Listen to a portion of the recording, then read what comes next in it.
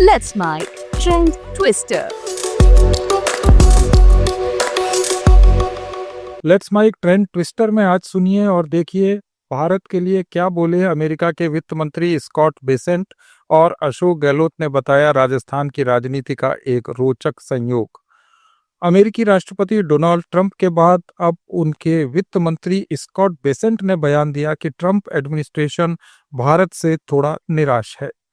Besant ने कहा कि भारत शुरुआत में बातचीत के लिए तैयार था, लेकिन बाद में उसने प्रक्रिया को धीमा कर दिया।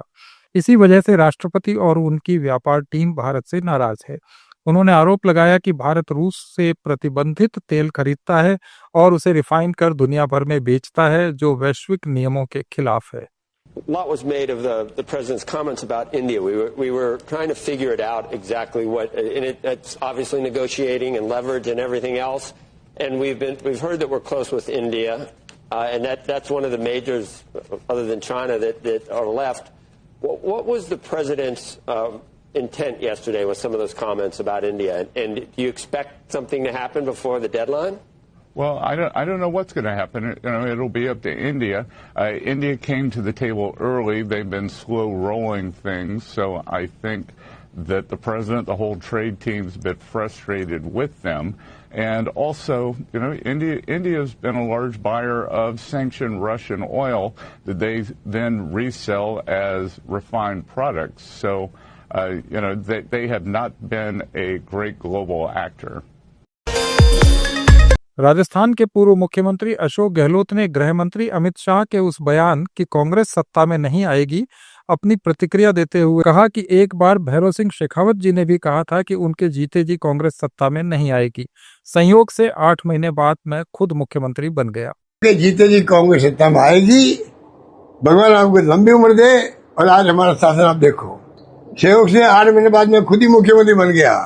ये बात मैंने भैरव सिंह जी को हाउस में सुनाई थी, इसलिए अमित शाह जी को मैं यही कहना चाहता हूँ, भगवान आपको लंबी उम्र दे।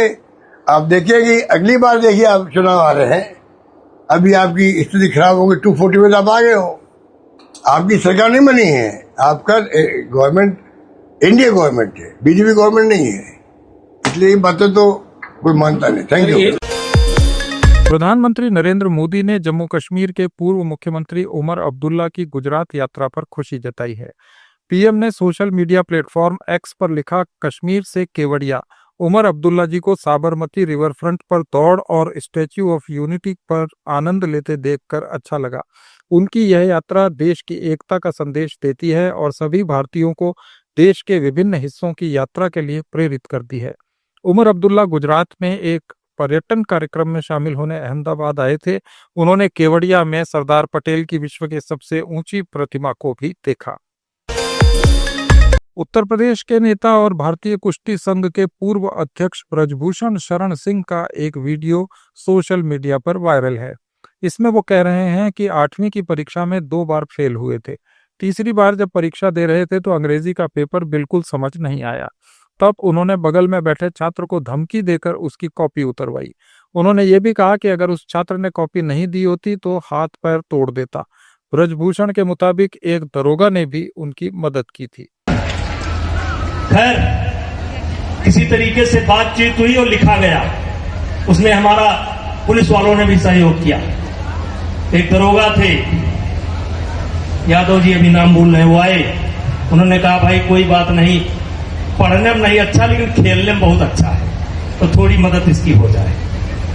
हम होशियार शुरू से बहुत थे, तो हमने कहा भैया ऐसा है कि आप पेंसिल से लिखिए, हम स्याही से कलम हम खुद चढ़ाएंगे, नहीं हैंड राइटिंग की शिकायत हो जाएगी, हम बेदल्ट हो जाएंगे।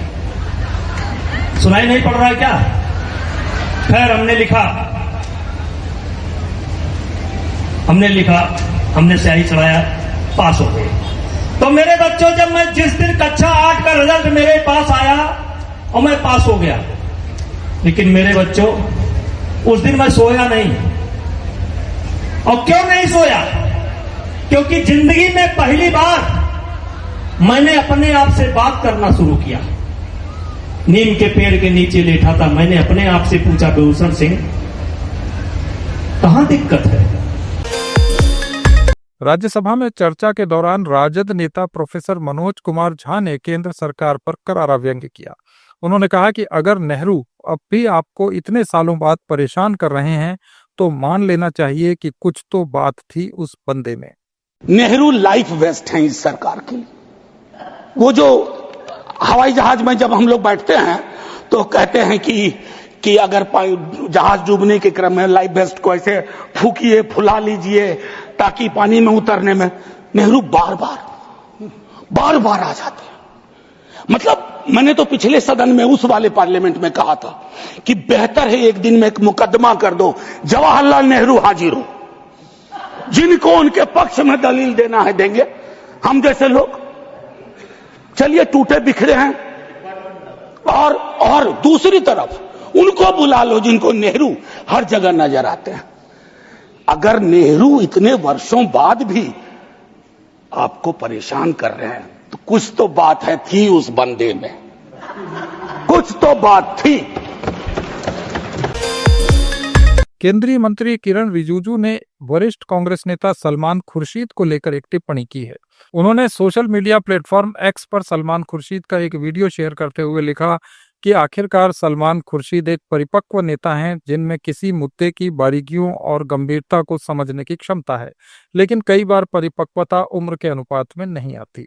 ट्रम्प साहब के हस्तक्षेप को लेकर आपने कोई हस्तक्षेप किसी किस्म का हस्तक्षेप कहीं नहीं था, कहीं मध्यस्थता नहीं थी।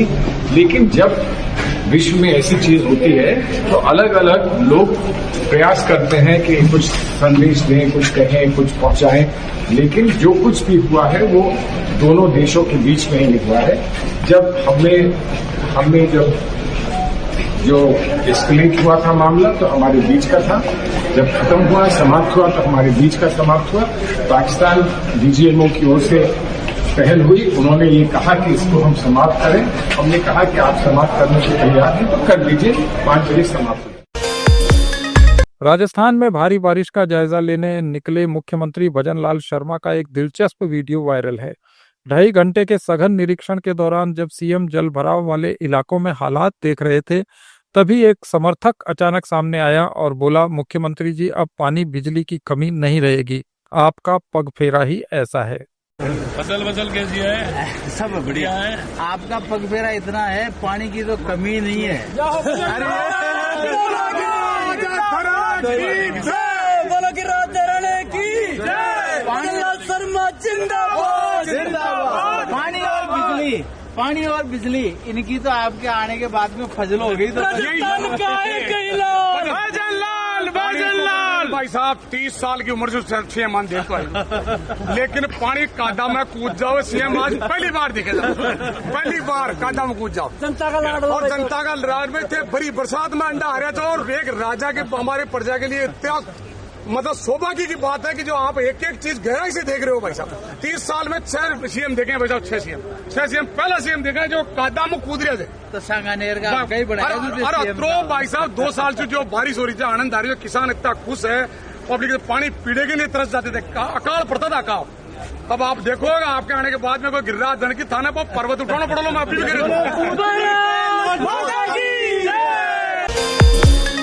एक जनसभा को संबोधित करते हुए उत्तर प्रदेश के मुख्यमंत्री योगी आदित्यनाथ ने राज्य में बन रहे डिफेंस कॉरिडोर का जिक्र करते हुए पाकिस्तान पर प्रहार किया। उन्होंने कहा कि डिफेंस कॉरिडोर भी यहीं बन रहा है। अगर किसी ने कोई दुस्साहस किया तो भारत के पास ब्रह्मोस जैसी मिसाइलें हैं जिसने पाकिस्तान की कमर ऐसी तोड़ी कि आज तक कोई उसकी मदद को तैयार नहीं हुआ। कॉरिडोर का यही लाभ है। चित्रकूट में भी हम विकसित करने जा रहे हैं। भगवान राम ने यहीं पर धनुष का संधान करके राक्षसों के वध को संकल्प करने के लिए, दंडकावरण के लिए जब उन्होंने यहां से प्रस्थान किया था तो यही उन्होंने संकल्प भी लिया था, इस धरती को राक्षसों से विहीन करूंगा। और चित्रकूट का डिफेंस कॉरिडोर भी उसी दृश्य से तैयार हो रहा है। भारत के दुश्मनों को निपटाने का काम बुंदेलखंड के अंदर बन रहे हमारे दोनों डिफेंस कॉरिडोर। यहां की युवा शक्ति उस अभियान के साथ जुड़ करके देश की सुरक्षा के लिए मजबूत दीवार खड़ी करेंगे। एसएससी की परीक्षाओं में कथित धांधली और अनियमितताओं को लेकर देश भर के अभ्यर्थियों का गुस्सा बढ़ता जा रहा है।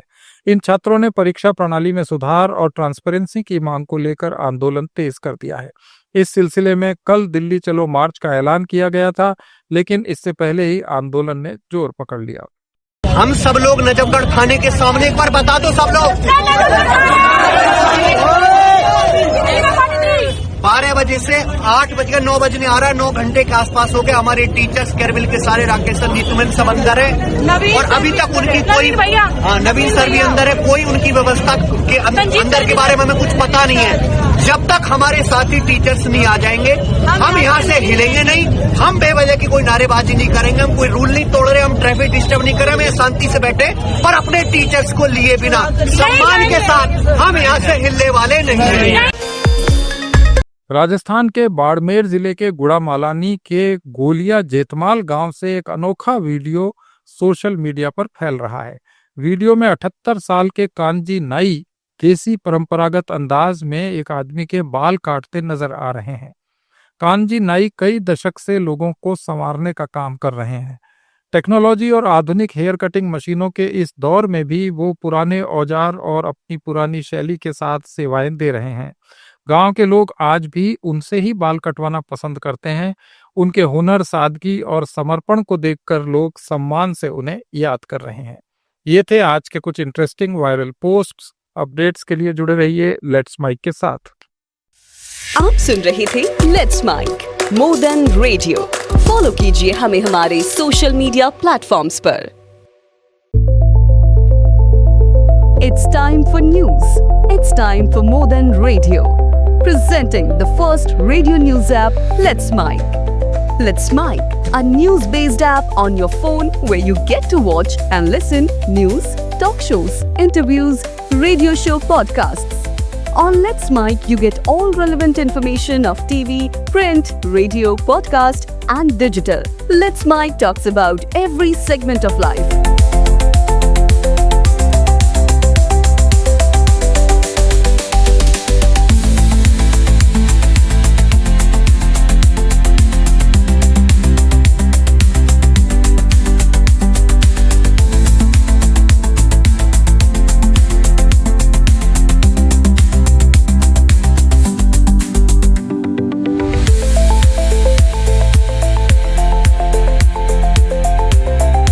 Let's Mic is not just a revolutionary idea. Download the app now from Play Store. Available both on Android and iOS mobile phones.